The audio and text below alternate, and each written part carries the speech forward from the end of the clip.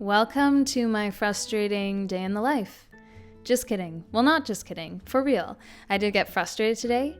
Today I felt overwhelmed. Today I got even overstimulated, and I was pretty close to just turning off my camera and being like, you know what, Sarah, just don't. Just don't do it. Don't worry about it. Just go and do what you have to do and leave filming to another day. But then I realized halfway through my day that this was so real. This is stuff that moms go through. This is stuff that I go through. I can get overwhelmed. I can get frustrated. I can get overstimulated. I can be disappointed in myself. And I wanted to share that with you guys today. And I wanted to talk into that more. As moms, we can feel like those things are so hard to navigate. What do I do with frustration? What do I do when I'm overwhelmed or overstimulated? So I wanted to talk into that and touch on it in a few ways here. And then also share this day that proved to be quite frustrating. There was more than just what I was dealing with here on camera, as usual. But I still thought that from what you can see, my point of view, you'd go, oh, that sucks, Sarah. I can see how you were frustrated. So I also have a way of life that, honestly, I'm not surprised by frustrations. So if you didn't know, I'm a young mom. I'm 28 years old and I have 5 kids. This is mine and my husband's income, is working from home, creating content like this. So thank you for the support. And I am constantly doing things. I'm homeschooling, I'm homemaking, I have other responsibilities. We have a lot of church stuff that goes on in our week, friends, family. There's tons that's going on in my usual life, in my brain. Sometimes it's hard for me to fall asleep because it's hard for my brain just to shut down after such a long day. But somehow, such a short day because it went by so fast. And I'm like, where did the whole idea of a 28-hour day go? If I had a 28-hour day, the amount of things I could do. And then I realized that no, because that would actually just open the door of me having 4 more hours of me not being extremely wise with my time. So maybe not. Anyway, let's talk about this. So here I am making cinnamon rolls. These are sourdough cinnamon rolls, and they failed. I didn't think they would. I was just pushing through, but I forgot about this dough and it over fermented. And I tried adding baking soda to it, which is my usual trick. And I was like, I'll just see. And I knew at this point it wouldn't work, but I was too stubborn to stop. And I also was like, but maybe, what if? If you've never worked with over fermented dough, just don't. Throw it away, let it go. It's water and flour and sugar. It's fine. Let it go. Don't do what I'm doing where I'm going, no, it'll work. I'm sure it'll work. Heads up, Sarah. It didn't work. So this is something that can lead to my frustration, is things that I could honestly avoid, but I didn't. I could have avoided my dough over fermenting if I just wrote a note saying you have dough in the bread machine. I could have completely avoided having to go through the steps of making the cinnamon buns, of letting them rise and all that stuff if I just told myself, Sarah, you know what? This isn't going to work. But I opened myself up to those things. So a lot of my frustration can stem from things, again, I could have avoided and I didn't. Because I was too stubborn. I thought, maybe this will work. Turns out it didn't work.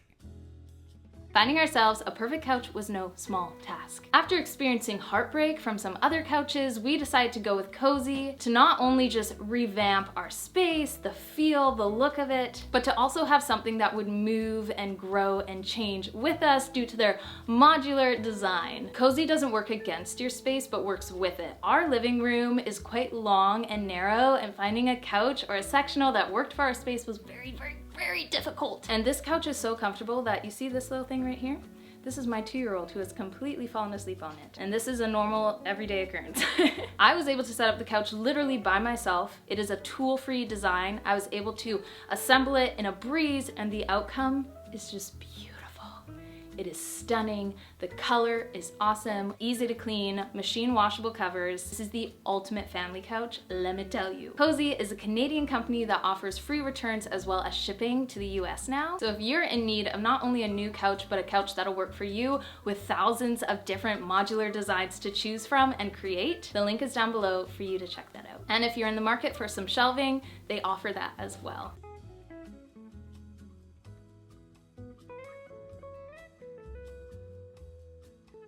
So that's kind of my first point. Frustration for me stems from me being able to honestly avoid something and then I can't because I just have to keep pressing on and I need to just let myself let it go, but it's so difficult for me. I don't know why I have to feel like I need to see things through all the way, but it's just something that I'm working on. So this is something that turned out well. I am doing some pickling, canning, whatever. This is spicy peppers and some pickles. I've been needing to do a little bit of pickling here and there because we are low. Kieran has been doing some sauerkraut, which has been great. And I've been heavy on pickles, pickled peppers, lots of pickling for ginger and garlic as well to help us beat out some colds this season. So if you want to see how I do my pickling at home, super fast, really easy. It really just takes 10-15 minutes. I can link that video down below. Anyway, I thought I would also talk about interruptions. So when I am doing something, I am wholehearted invested in it. I'm in for the long run. I'm hugely goal oriented. You give me a goal and I'll do it. I'll get there. And what's hard for me as a mama is that I'll start doing something and I'm committed and then something happens. Someone falls and hurts themselves. Someone is eating dirt from my plant. Someone has woken up way too early from their nap. Someone has filled their pants and I have to deal with it. I really am struggling, especially recently, with being interrupted. Especially when I'm doing things such as this, such as using sharp objects, and spicy peppers and such, because my kids do have the ability to go to the counter and touch things. So it's sometimes I just want to be committed to this one area, get it all done, and then remove any sort of danger. But when I'm going back and forth, it could be really difficult for me to do that and do that well. And then what happened here, and I got frustrated. I really did. And what I don't show is that I did have some little people that kept coming over and asking me, what is that? What is that? But I don't show my kids' faces on here. So, and I don't have the energy to fully censor all those little faces right now, but they kept coming in. What is that? How did that happen? It's the ongoing questions. Why is that on the ground? Did you mean to do that? Was that an accident? And sometimes the hardest thing is making a mistake and then having multiple people ask you what happened. How did that mistake come about? It's hard enough to own up to even just yourself, let alone little people who are honestly just curious from the bottom of their hearts. They want to know what happened. But for you, it can be something that's overwhelming, overstimulating. Again, this was an area where if I was just holding that compost bucket a little bit tighter, this wouldn't have happened. Another area I could have totally stayed away from if I thought well and thought forward, but I didn't. So I got frustrated. And that's okay. I want to say that about halfway through this video, there's nothing wrong with being frustrated. When I was reading my Bible, I actually found a lot of joy in seeing there's no area in any place in the Bible that said, how dare you be frustrated? It actually says that if you're going to be angry and if you're going to be frustrated, you can go right ahead. It actually says be angry in the Bible. But right after that, it says, but do not sin. So much of the time we can feel these feelings and feel bad about how we feel. It's bad for me to feel angry. It's bad for me to feel frustrated. But I want to assure you, Mama, that feeling anger and frustration is not what is wrong, and it's not a way that you wrong your family. It is not something that should make you feel small or a failure. It is good to feel feelings. It's just what you decide to do with those feelings. So if I'm angry, what would be wrong would be for me to yell at my kids, would be for me to throw things, would be for me to huff and puff and throw my body around and resent and tear people down with my words. What would be good in my anger or my frustration is to first vocally say it. I love telling my kids, I am just frustrated right now. I'm overwhelmed right now. I'm overstimulated right now.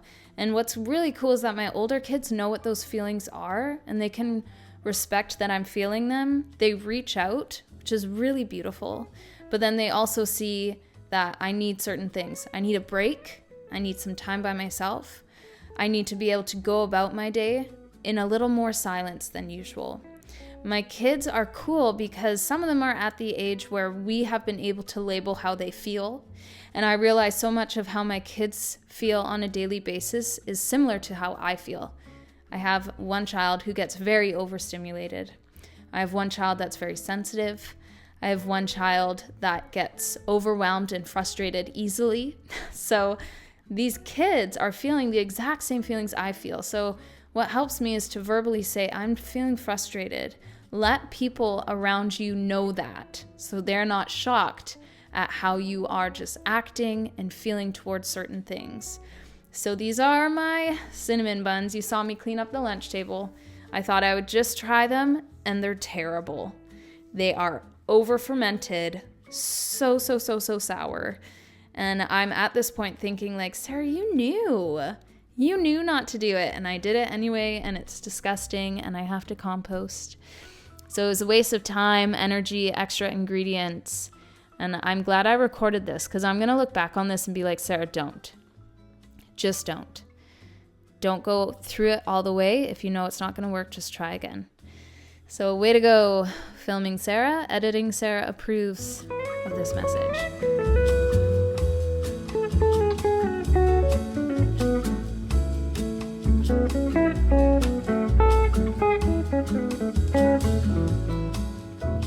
I know I've touched on this before, but when things are very difficult for me, I write a list, and I encourage you to do so as well. My list can be prayers. My list can be things that I need to do. My list can be random. I can literally just write anything down, but there's something fulfilling about putting my mind to paper. It isn't always easy, but I find it to be extremely helpful. My mind is very cloudy. Recently, I've been struggling just with thinking properly, and that makes me struggle with functioning properly. But when I feel those senses of frustration and being overwhelmed, I will make sure that day to write down a list. Again, it could be prayers, it could be things to do, it could be things to not do, it could be things that you're thankful for, it could be things that you're looking forward to, it could be anything. But to write down some things that are going on in your mind is very helpful. Something else I like to do is podcasts, audiobooks. I have noise canceling headphones. You should never feel bad about having to kind of cancel out some noise. If you're feeling overwhelmed, overstimulated, this is great. It is a great tool to use. Sometimes I feel like it can really reset me. Sometimes I have an audiobook. Sometimes it's worship music. Sometimes it's a podcast. It really depends. It's whatever's going to feed my soul the best here. And to be honest, that is usually worship music. I am cleaning out my bread machine. When you have dough that over ferments, it over bubbles and then it goes over the sides of your bread machine and then it'll bake into the side of your bread machine. So that's what happened to me with the cinnamon rolls. So I had to clean that out and I was like, you know what, Sarah? Do it again. Do it again. Try this recipe again. Remember it. I find that if I make a mistake, I'm quick to try to fix it because it can help me sleep at night. And I also am, like I said at the beginning, I'm quite goal oriented. I just need to keep pushing through.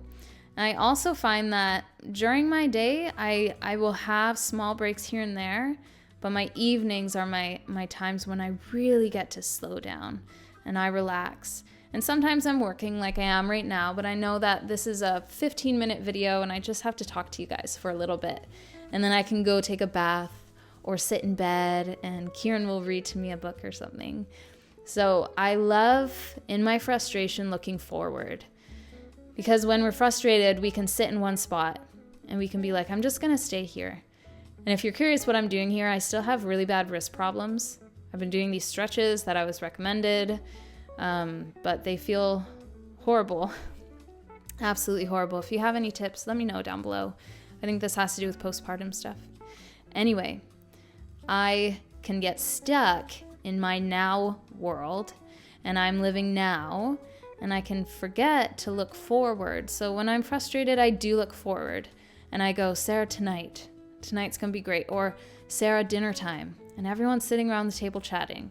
Or in 1 hour, you're gonna sit down and you're gonna put your feet up. When I'm frustrated, looking forward is beautiful.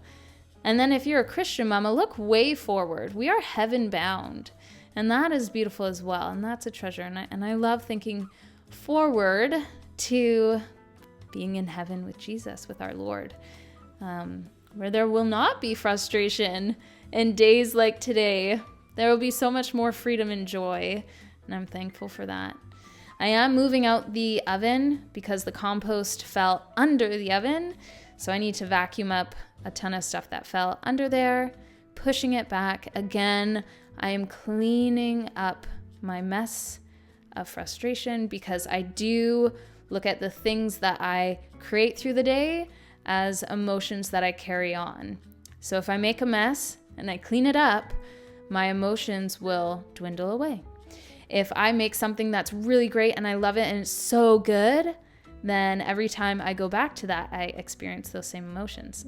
It's kind of interesting, right? Anyway, I'm going to take a break, calm myself down a little bit. I'm going to preach to myself. That's always good. And I hope that you enjoyed today's video. And it's vulnerability. Let me know how you're doing in a comment below. I'll see y'all later. Bye.